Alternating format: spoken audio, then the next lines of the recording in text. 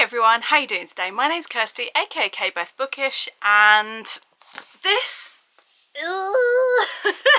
are the books I brought back with me from Australia.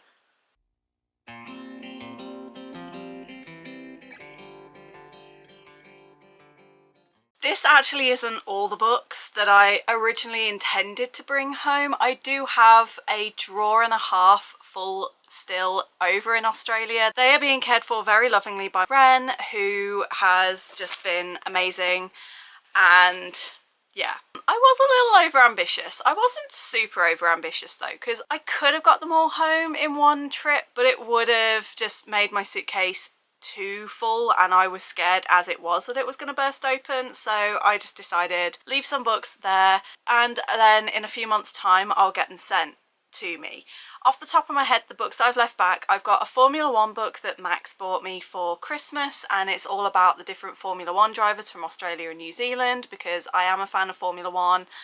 And it's also one that I can share with my dad, because he's also huge on Formula One. We've got Salt Kiss by Sierra Simone that I decided to pick up from one of Ren's unhaul piles. Powerless by Lauren Roberts, I picked it up from a little free library, and I knew it wasn't one that I'm going to prioritise getting to, so again I chose to leave that one. And basically it's a case of, in a few months when I'm ready to get them shipped over, Ren's going to take a photo of them, and any that I forgot were on there, or any that I'm like, oh, I'm no longer interested in, Ren will unhaul and get rid of for me, and then send the others over. But the ones that I did bring home are ones that had more meaning to me. Either I picked them up on our various adventures or places we went to, or they were gifts from you guys. So they had to come home with me. But before I get into the actual books, I do have two journals I wanted to show you, or notebooks that I picked up, because they're so freaking cute. And journaling and books go hand in hand, right? We all love, most of us who read also like to journal. First of all, in Cheap as Chips, which I love that shop so much, I picked up this little notebook with all the Australian animals, and we've got like echidna, koala, wombat, platypus. We got, isn't there a quokka on this one? I thought there was a quokka.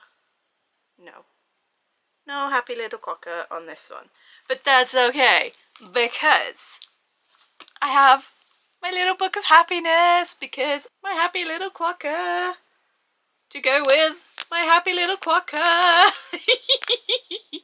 I had to show that off. And for those who don't understand what I just did, this is Han from Stray Kids, who everyone calls a quokka. So, and he is my main guy in Stray Kids. So look at the edges as well. It has even more quokkas. Their little faces. Look at them! Ah! I didn't get to see quokkas in the wild, but I at least brought one home with me. So on to the actual books. The very first place where we went that we both came home with books was in the first week. So I think I'd only been in the country 3 or 4 days.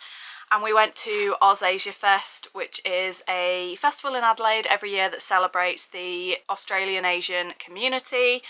I bought 3 books at that event, and I have read one of them, but I left that one with Ren because I've already read it, and that was The Spider and Her Demons by Sydney Koo, and I really enjoyed this. I gave it 4 stars. It was my first book of 2025, and we buddy read it together, and we actually ended up finishing it at the exact same second, which was hilarious. But we both gave, like, I gave it 4 stars, Ryan gave it 5. It was our first book of the year, and it was great. But I also picked up the chunkiest book, I think. This is actually a little bit chunkier than Ren Smart. Yep, this one's actually, despite the fact I have a hardback in this stack, this one's the chunkiest one, and that is The Girl with No Reflection by Kesha Chow. I was really excited about this one. Slightly less excited now that I've seen how low the ratings are, but the author herself said that she is aware of how people have been rating her book, and that the biggest critique is that, oh, teenagers acting like teenagers.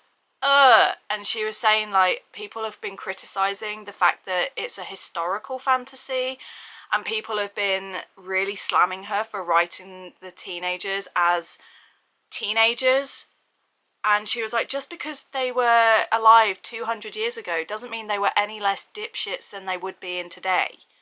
So I thought that was hilarious. So I still am excited for this, and I still do want to give it a try, especially as it has like mirror magic, and I am intrigued by that. So I will at least give it a go. The next book from there was not an Australian Asian author, but was Asian. He's from Korea, and he was just so wonderful. We all loved him. Everyone fell in love with him by the end, and that was Anton Her. So I picked up, because it was quite small as well, I picked up Towards Eternity, a novel, and this is a sci-fi. I think it's his debut. I believe this might be his debut. But it says here it's got the intersections of poetry and biology, art and technology. And it features an AI that uses, is it Shakespeare or poetry? It's got an AI who has learnt its systems through poetry and stuff, and it just sounds really interesting. And it's a look at humanity and the human condition. So it's not really something I would typically read, but he was just such a joy to listen to and to hear talk that I couldn't not pick it up. Then Ren did a bit of an unhaul, and so I went through. I originally picked out a lot more books in this. A few I've kept in Australia, like I said. Salt Kiss by Sierra Simone was one of them, and they've also gifted me the first of the Wayward Children books because they had 2 copies, so they've given me one. But the one that I did bring home was Archive of the Forgotten, which is the sequel to The Library of the Unwritten that I have here. I haven't yet read that, but I thought as Ren is giving away the second one, at least then I've got the 2 books. And then we went round to Max's, and Max was also doing a big unhaul and was like, hey, help yourself. So I went through and I picked out, I think it was like 3 books that I chose.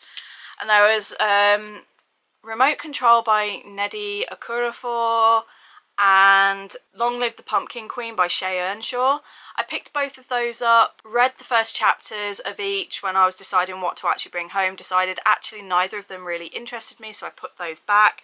But one that surprisingly did catch my attention. I have avoided this book because of things people have said about it for ages, and yet I've ended up now hauling it because I started reading another book by this author and was intrigued enough to then pick this one up. The Atlas 6 by Olivia Blake. I did not intend on picking this up ever, but after seeing how much Brittany loves this series from Brittany Loves Reading, and I've kind of established recently that she is someone who I trust. If she says she's going to love a book, 99% of the time I will also love that book. And I was like, okay, I'll at least give it a try. Plus, I really love, in Australia, their paperbacks are so much bigger. This is the standard size we get of paperback in England. And then the Atlas 6 is just bigger, and I just really like how big they feel, and they feel nice in your hand, and they're so floppy. Like, you compare this to this. Australian books just, they don't do many hardbacks, but their paperbacks I think are just so much better than ours. Thank you, Mags, for my present and for those. And then I'm going to talk about the ones that I have bought for myself on our various adventures. The first adventure we had was Kangaroo Island, which, oh my god, if you have not checked the vlog out, please do. It was magical.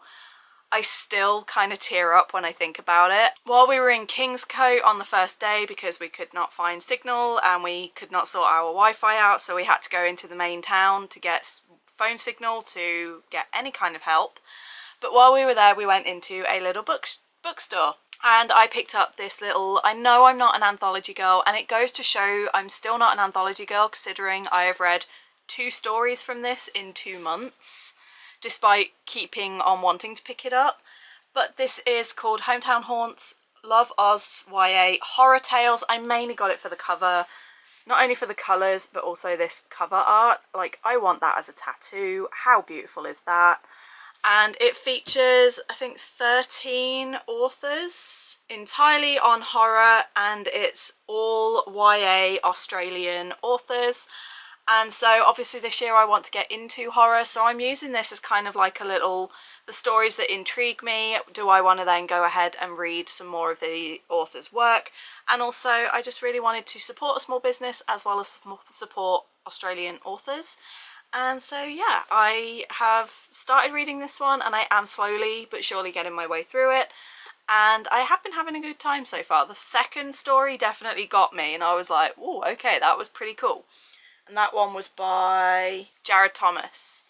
So I want to check out more of his work now. Then when we went to Perth, we went to Rabble Book. They specialise in queer and feminist literature. And then they also had quite a lot of translated fiction. They had some books from like Palestine, things like that. So obviously I had to pick something up from there. And I ended up picking up 2 books. Only one of them did not come home with me. And that was Celestial Monsters. Why did it not come home with me? Well, this should tell you why. Dum Dum forgot that she'd already bought a copy of Celestial Monsters when she was doing her pre-orders in November for the triple Waterstones points, and forgot that she'd already bought this with the vouchers that she'd saved the previous year. So as soon as I did realise this, I gifted the copy that I bought in Perth to Ren. So Ren now has both Sunbearer Trials and Celestial Monsters to read.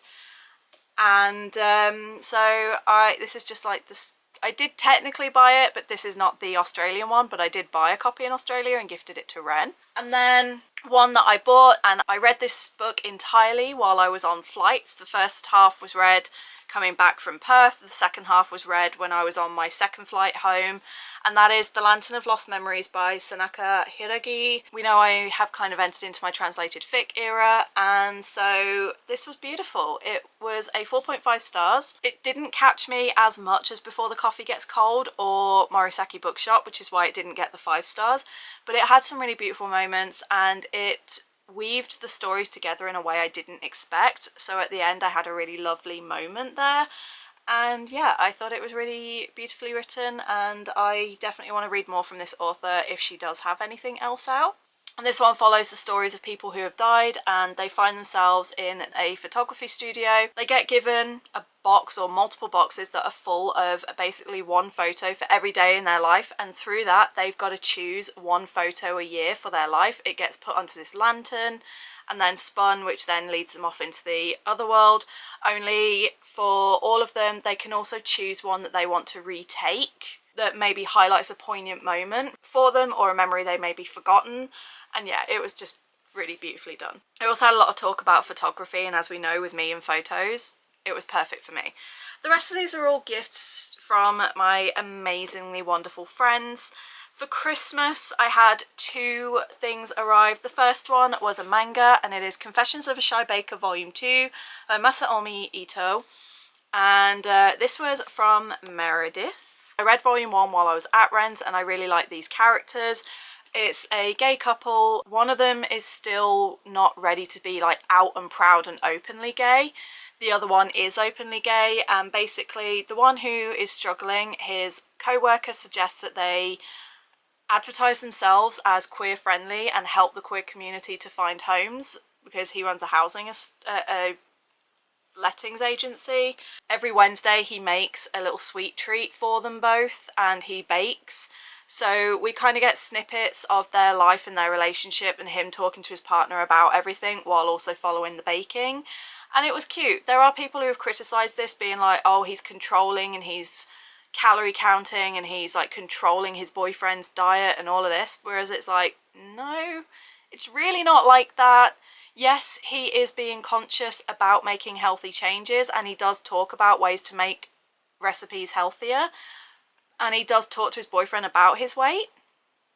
But that's because his boyfriend went to the doctors, was told about his weight being a bit troublesome, and he himself was like, I need you to help me. So he's not being controlling or manipulative in any way, shape or form. He's doing what his boyfriend asked him to do. But yeah, that did make me mad when I saw that. But this was really cute and wholesome, and I'm looking forward to continuing it.